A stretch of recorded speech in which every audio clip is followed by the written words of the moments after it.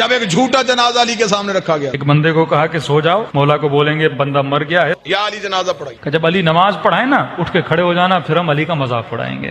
مسلمان شرارتیں نہیں چھوڑتا. تو ایک بندہ لیٹ گیا, جنازہ پڑھانے سے پہلے ہی علی نے کہا کون ہے اس کا جنازہ لے کے؟ یا علی ہمارا دوست تھا بیچارہ, اس کا انتقال ہو گیا ہے. امام نے کہا دیکھو کسی اور سے پڑھا لو, علی سے نہ پڑھاؤ. کہا نہیں یا علی آپ ہی پڑھائیں, نبی کے صحابی ہیں, آپ کا درجہ آپ کا مقام. کہا دیکھو پھر کہہ رہا ہوں مجھ سے نہ پڑھاؤ, کیونکہ میں جب نیت کروں گا تو نیت یہی کروں گا نماز جنازہ پڑھا رہا ہوں. بہرحال انہوں نے اصرار کیا, مولا علی آ گئے. امام نے نیت کی, نماز جنازہ کی اور نماز پڑھانا شروع کر دی. یہ اس انتظار میں تھے ابھی اٹھے گا ابھی اٹھے گا. نماز ختم ہو گئی, اٹھائی نہیں. اور ایک جناب آگے بڑھا اور اس کو اٹھانے کی کوشش کی, بھائی اٹھ جاؤ نماز ختم ہو گئی, کہیں تجھے نیند تو نہیں آ گئی. علی مسکرائی, علی نے مصلی چھوڑ کے کہا صرف مرا ہی نہیں ہے, قیامت والے دن ہر کوئی اٹھے گا, یہ پھر بھی نہیں اٹھے گا. مولا یہ کیوں نہیں اٹھے گا؟ فرمایا اس کا بدن نہیں مرا, اس کی روح ہی مر گئی.